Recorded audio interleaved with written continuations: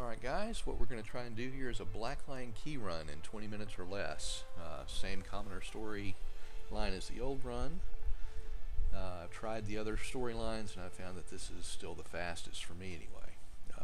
Also, having tried Guardian, Ellie, and Warrior for these runs, I still think the damage and mobility of the Warrior is superior for most of the run. Here I'm going to equip, I've retained the level 0 Mighty Greatsword from the old key run that's equipped with a Sigil of Speed and a Sigil of Bloodlust in order to help move this part of the run along a little faster.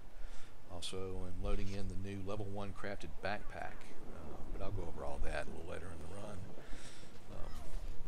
You want to hit just enough of these guys, 4 or 5, just to stack enough speed to reach the garrison or go around the garrison if we are allowed to skip. Looking at the door to see if it's open or closed.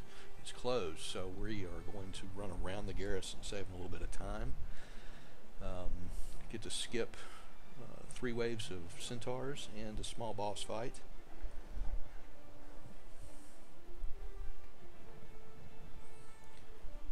Every now and again you get lucky. Tossing that old sword. I think you can sell it back, but it's only a copper.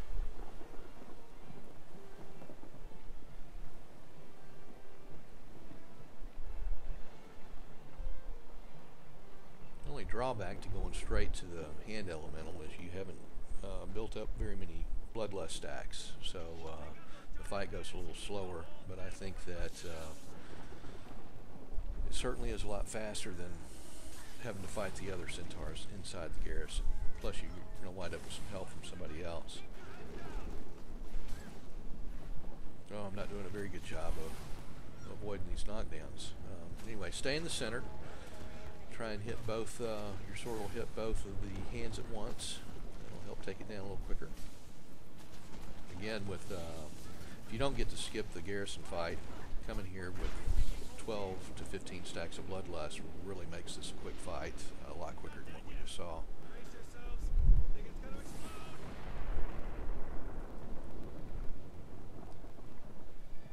So once we get the cutscene, skip it and travel to the Duena waypoint.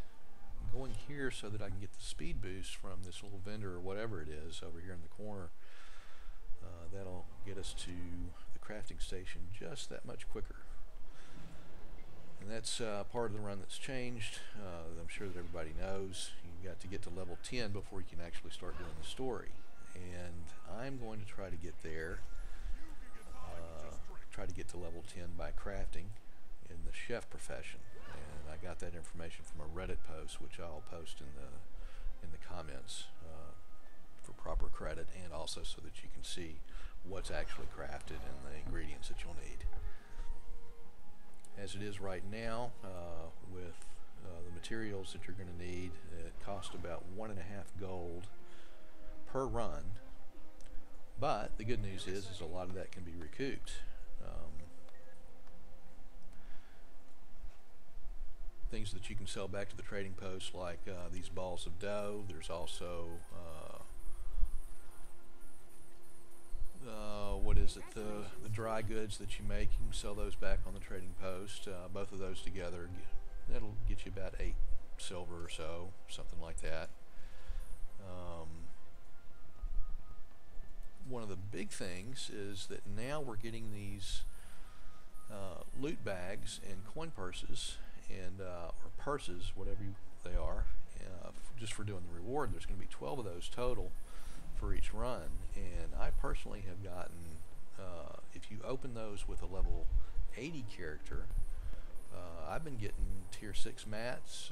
I've gotten 2 exotic, named exotics. That's one way you can get your money back. And then I guess the best thing is that ArenaNet has really loosened up their grip on the Black Lion ticket scraps and full tickets. I've been getting those quite a bit more often, and that, I guess that means those weapon skins come quicker. Sell them for a profit. That's why we're all doing this, right?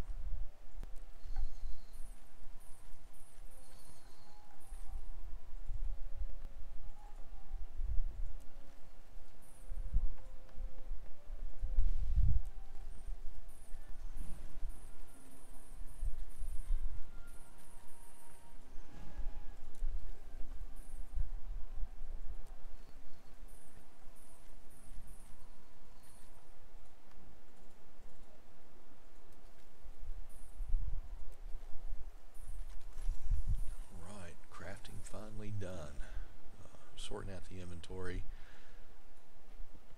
so that I can have all of my equipment up at the top. Unfortunately, we don't have weapon swap at this level, so I'm going to have to keep my greatsword and my sword and warhorn up at the top for easy access weapon swap. Having to do it manually kind of sucks, but you get used to it.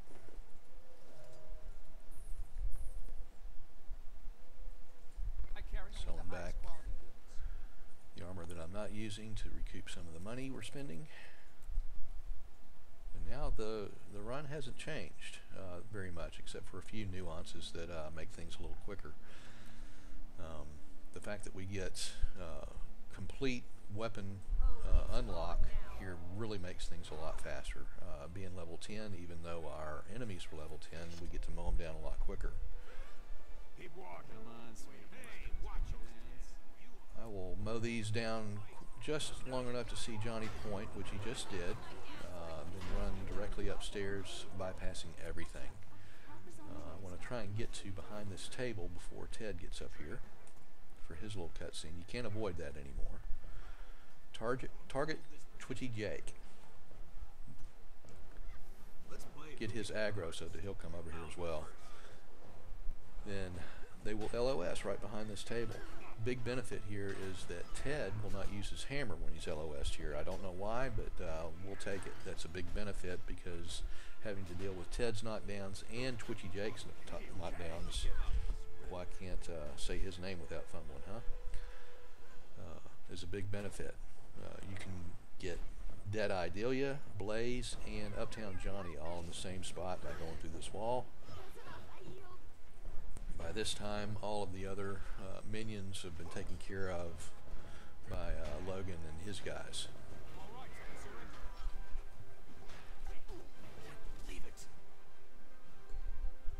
Map travel before collecting reward is what I do. I figure I have enough time to collect rewards while I'm running, especially with these long runs. And I guess too, while we're making this long run, I'm going to take a moment to talk about the equipment. I've crafted a level 10 Mighty Chainmail coat, gauntlets, leggings, and boots, and bought a level 10 helm from the trading post. Can't craft a helm level 10, so you got to buy it. I equipped them with a rune of strength, a rune of fire, a rune of Holbrack, and 2 runes of the pack. That gives you plus power on each one of those. The 2 runes of the pack also gives you a 4% speed duration. Thank you, Danger Girl, for the great tip on the pack runes. That you can put on your extra piece that you couldn't put on before.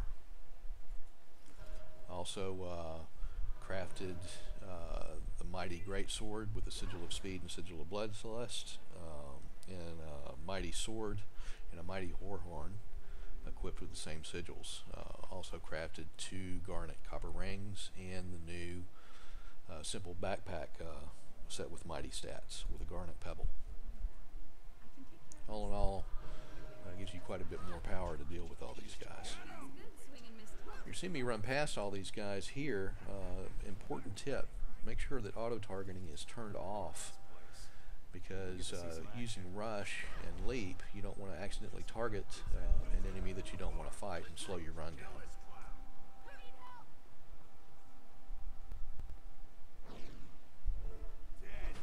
LOS these guys right here. They just pile up and eat the damage. Once Jake turns green, don't worry about the minions, just search the chest. He'll come back and you can kill the minions while you're killing Jake. The new level 10 armor, you just can't get hurt very bad. I'll see you soon.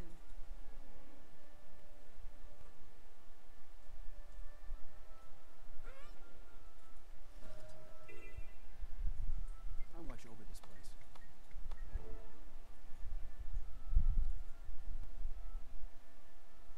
Always try and make sure I've got my warhorn and sword equipped here. This is just a running, lots of running from this point forward for the next 2 missions.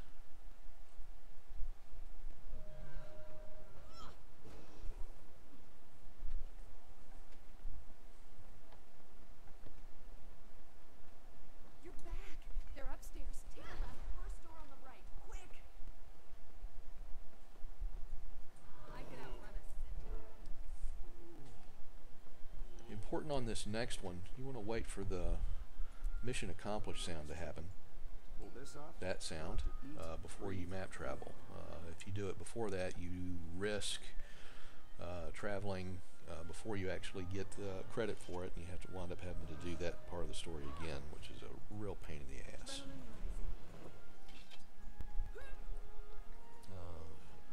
Take a moment to talk about the time. My best time so far with this method has been 19 minutes when I have to complete the entire garrison fight, or 18 minutes when I get to skip it. Hopefully we can get to 18 minutes again. My best time before was 16 minutes. So that's only about a 3-minute difference, and so I guess all you fast-fingered kids out there with your lightning reflexes and macro keyboard should be able to get close to your old 12-minute record runs or whatever it was that you were able to do. Trespassing, jerk. Now I have to hurt you. You got me.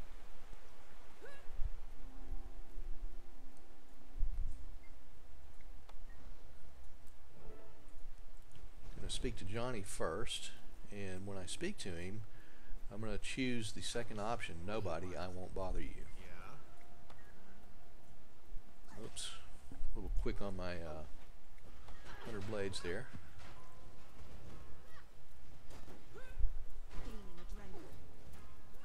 Remember, you can talk to these people as you're running away from them. Saves a little bit of time, not a lot, but every second counts.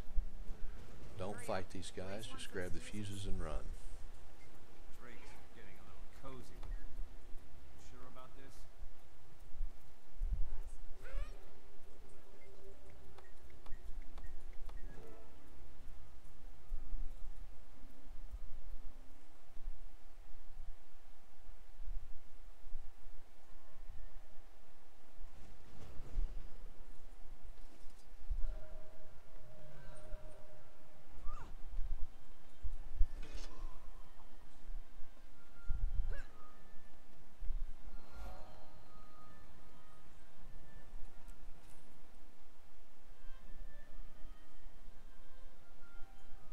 Again, going for the, we're going to save the orphanage.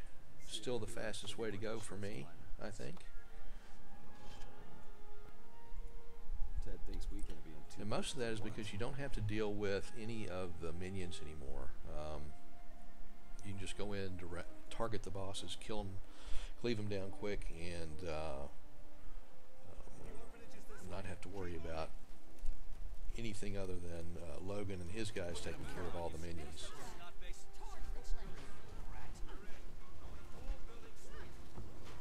Plus you don't have to worry about getting dead. Our new armor keeps us alive.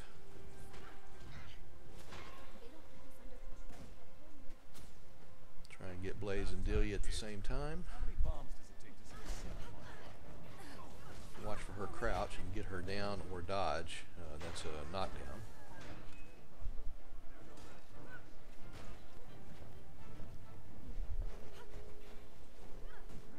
Now I will always target Ted and try and drag him into these little bunk bed area. That way I can get my whirlwind attack and he can eat most or all of the damage while he's up against a wall.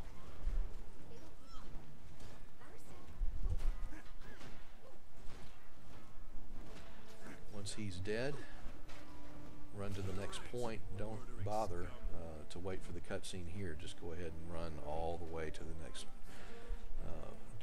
point.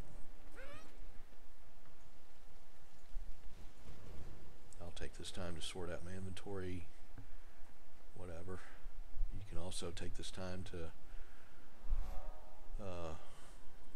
get rid of some of this stuff, sell it to the trading post.